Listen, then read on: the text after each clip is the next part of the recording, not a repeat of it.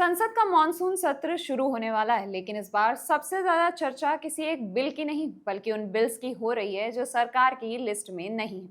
आखिर सरकार किन नए कानूनों को लाने की तैयारी कर रही है और डीलिमिटेशन जैसे बड़े मुद्दों का इस बार क्या होगा, आइए समझते हैं। नमस्कार, मैं अनामिका और आप देख रहे हैं बजर बट्टू लॉजिकल।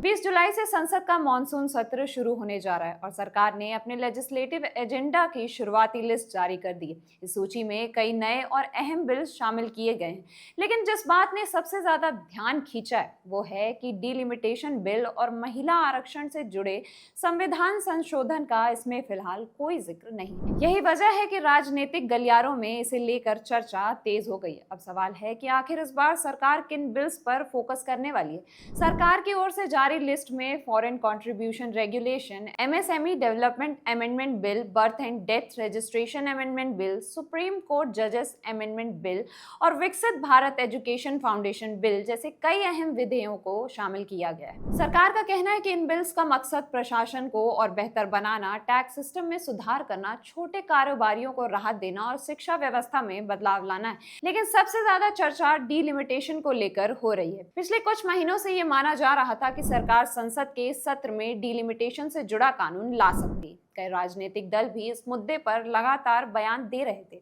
हालांकि सरकार की शुरुआती लिस्ट में इस बिल का नाम नहीं है, लेकिन आखिर ये डीलिमिटेशन क्या होता है?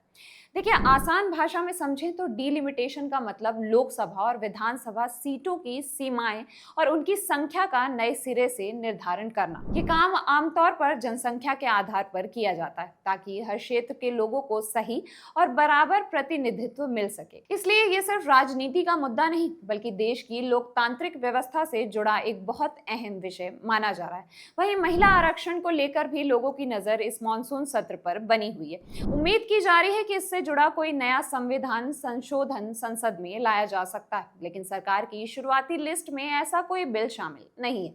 इसी को लेकर विपक्ष सरकार से सवाल उठा रही। हालांकि सरकार की ओर से अभी तक इस मुद्दे को लेकर कोई आधिकारिक बयान नहीं आया।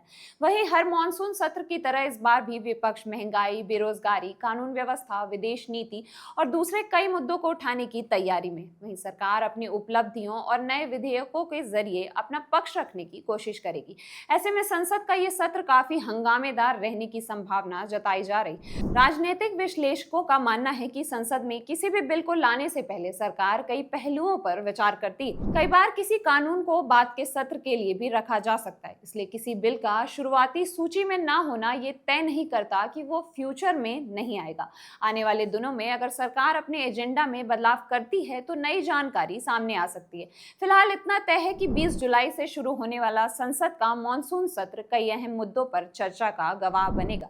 सरकार आर्थिक सुधारों, टैक्स, एमएसएमई, शिक्षा और प्रशासन से जुड़े बिल्स पर आगे बढ़ना चाहती है, जबकि विपक्ष दूसरे राष्ट्रीय मुद्दों पर सरकार को घेरने की तैयारी में। अब देखना यह होगा कि संसद के अंदर बहस किस दिशा में जाती है और इस सत्र से देश को कौन कौन से नए कानून मिलते हैं।